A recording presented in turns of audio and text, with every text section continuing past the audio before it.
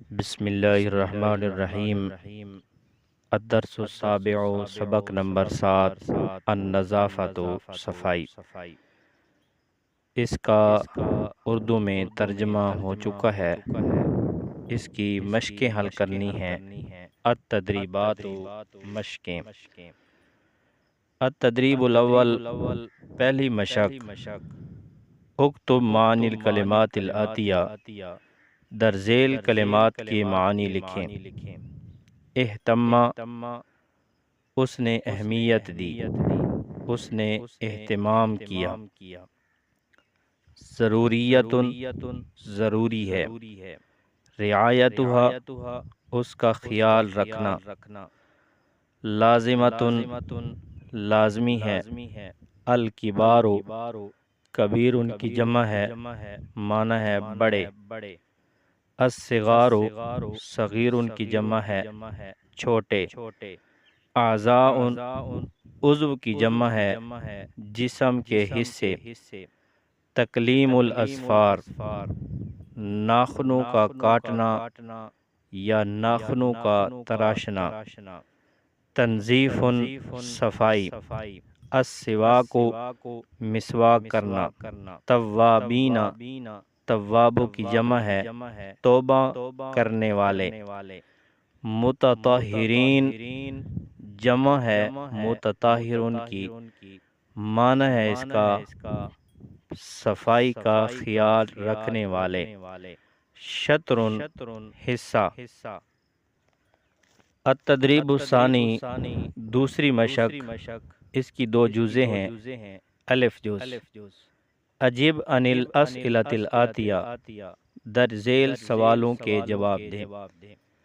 Number 1، هل اہتم الاسلام بالنظافۃ، کیا اسلام نے صفائی کو اہمیت دی ہے؟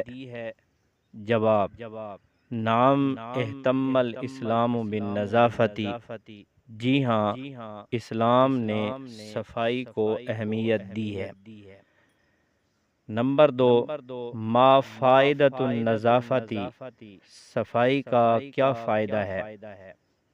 جواب، ہی تحفظ الجسم من الامراض، صفائی جسم کو بیماریوں سے محفوظ رکھتی ہے۔ نمبر 3، ماذا من سنت النبی صلی اللہ علیہ وسلم، نبی کریم صلی اللہ علیہ وسلم کی سنت میں سے کیا ہے؟ جواب، غسل الیدین قبل اکل الطعام و تکلیم الاظفار والسواک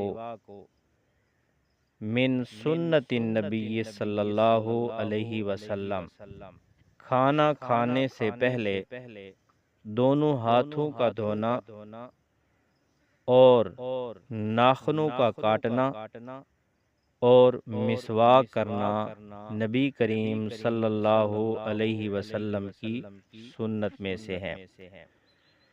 نمبر 4، ماذا قال رسول اللہ صلی اللہ علیہ وسلم عن الطہارۃ، نبی کریم صلی اللہ علیہ وسلم نے طہارت کے بارے کیا ارشاد فرمایا؟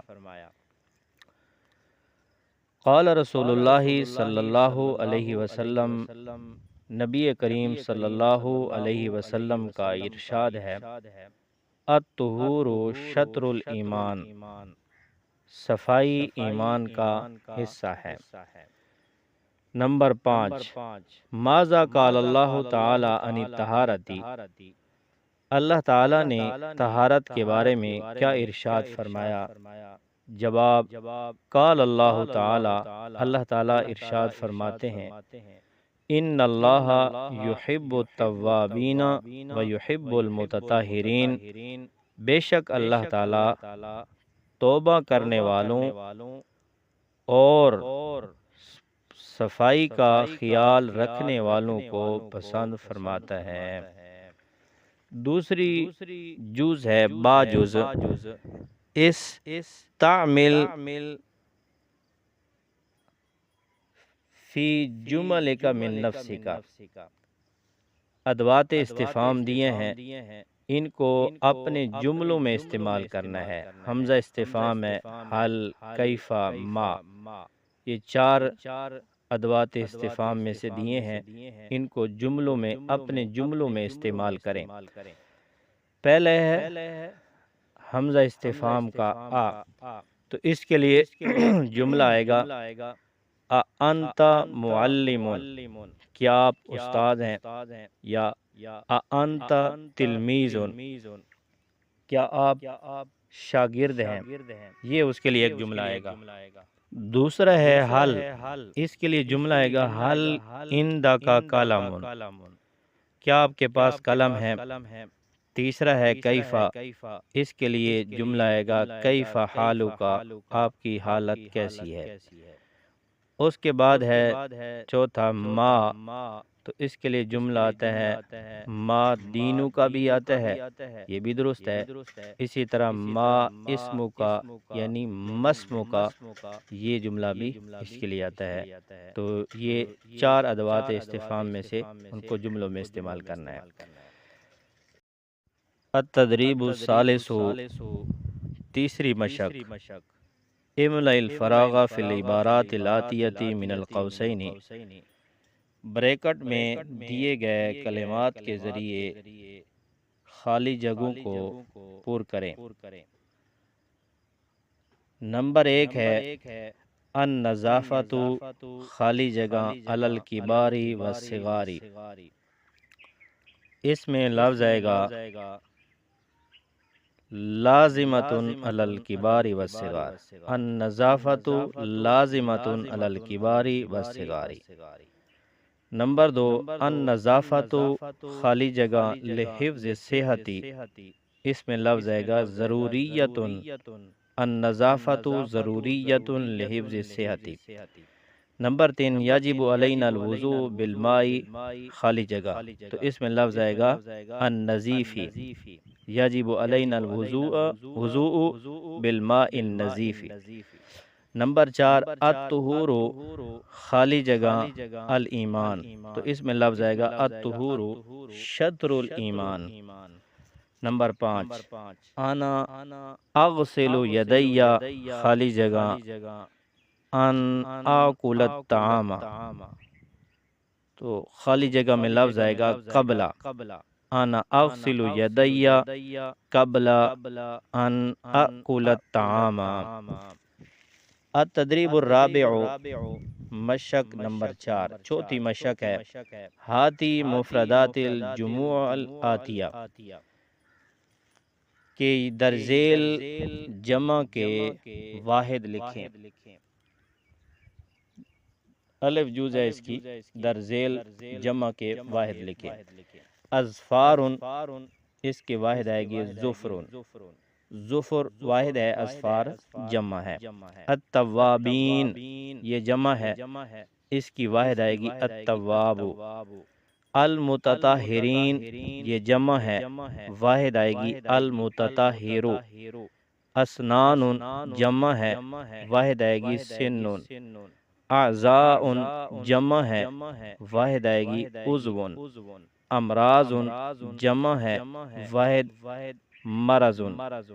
اجسام، جمع ہے، واحد ہے جسم۔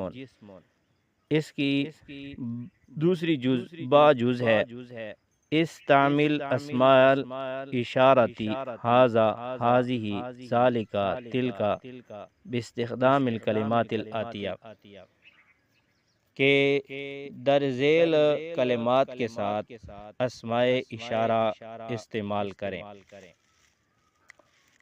پہلا ہے اسم اشارہ ھذا، تو ھذا کے ساتھ ھذا باب، ھذا کرسی، ھذا جدار، ھذا معلم، ھذا مکتب۔ دوسرا ہے ھذہ، ھذہ ساعۃ، ھذہ معلمۃ، ھذہ مروحۃ۔ تیسرا ہے ذالک، ذالک باب، ذالک کرسی، ذالک مقعد، ذالک سقف، ذالک معلم۔ چوتھا ہے تل کا، تل کا صبورۃ، تل کا مروحۃ، تل کا محفظۃ۔